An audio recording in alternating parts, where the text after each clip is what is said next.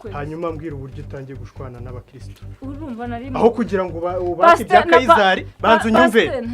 aho kugira ngo ubake ibya Kayizari mutangiye gushwana ejo barava no mu rusengero rwacu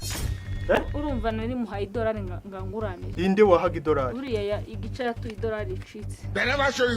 none se mwaje mubireba kuri kamera batarava mu rusengero mugahinduza urumva yari yasize aragiye ugiye kumureba umupfa ibyo bintu uzi kutazahembwa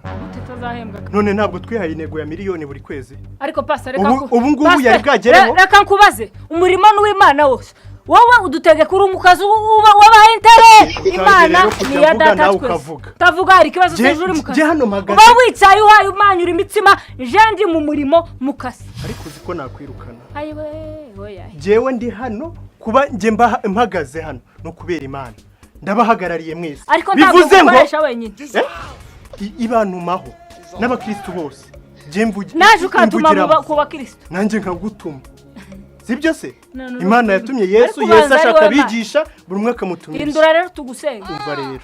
sitwiyemeje miliyoni buri kwezi hakaba haburaho ibihumbi 50 ari wo mushahara wawe bivuze ngo atabonetse ntabwo uzahera umva kubwiza ukuri pastor turi kurabira kanisa twofatana hari imbere gucya bakamenya ikibaye noneho nashaka nkafa cyangwa kanisa uvuga njya kwishinga ntabyiza washinze wenyine ntabwo twari kumwe watanze titware mu cyumba mu migabane najyanye muri leta watanze manga titware mu cyumba nari ndi kumwe nawe usibye no kukwirukana ndaguca mu itorero maze ndebe ibyo uburaje ugenda utangira ujya no kwishyuza uyitwarira wasanga rero 50 warayatwaye siko muzajye mureba ngo umuntu ni pasiteri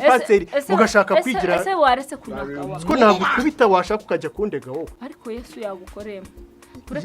Yesu ankorere mambu uza umugati jerega nakazi mba ndimo none kutagakora neza uragira ngo nzahagarare hari kuri altari nje kuvuga ngo amaturo mwatuye barayariye tunirukanye n'ukuri none se amafaranga rero ndayashaka uhera ubu ugenda ureba amashusho yo kuri kamera ureba abantu bahora bicaye badahaguruka gutura urebe nabaza bagatura make ugenda ubishyuze mu ngo zabo ariko mana yanje uzi ko isi yaguye